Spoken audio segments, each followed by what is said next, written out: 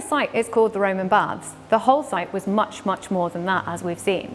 At the heart, we have the sacred spring, and next to that, we have the temple. Here, as well as the goddess Sulis Minerva, the Romans worshipped many, many other gods and goddesses.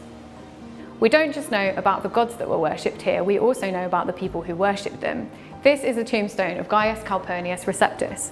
It was discovered in Sydney Gardens, which is just outside of Bath, and it would have been along the line of a Roman cemetery at the time.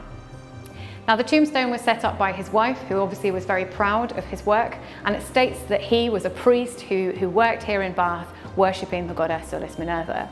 This is also reflected in the shape of his tombstone. It's actually shaped almost like an altar.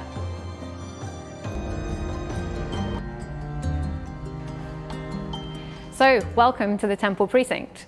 As we saw on the model, this is this huge space that would have had the temple in the centre of it. To our right-hand side here are the archaeological remains of the spring building. Now, the doorway is reconstructed to show you the entrance to the building itself, and above it and in front of it you would have had this huge sort of portico with a big pediment on the top of it. That was the sole pediment for the god of the sun. On our left is the altar that stood in the centre of the temple precinct. This was a sacrificial altar where ceremonies would have taken place. Now, something to bear in mind in this space is it is much, much smaller today than it would have been at the time. This was a huge open courtyard, over 4 times the size of this space.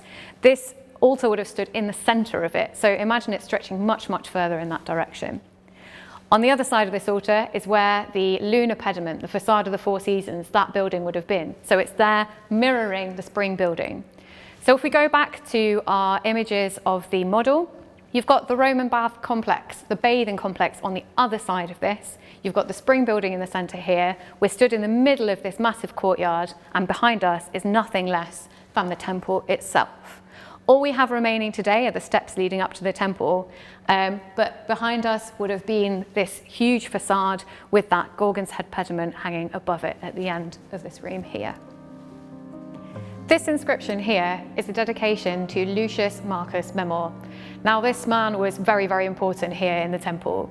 He was the Haruspex. Now, the Haruspex was an augur, a soothsayer, basically a priest that reads entrails, and he would have read these entrails on that very altar that stands behind us. One of the best things for me about this inscription is the fact that it's been a little bit altered.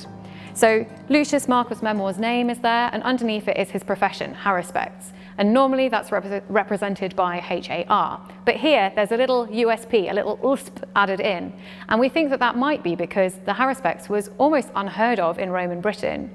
Although this is something seen in Roman temples throughout the Roman Empire, in Britain we don't have another record of a Haruspex. It is just here in Bath. So it's possible that our locals didn't actually recognise the words or the letters HAR and weren't sure what it stood for. So the USP was added later to make it clear what his profession really was.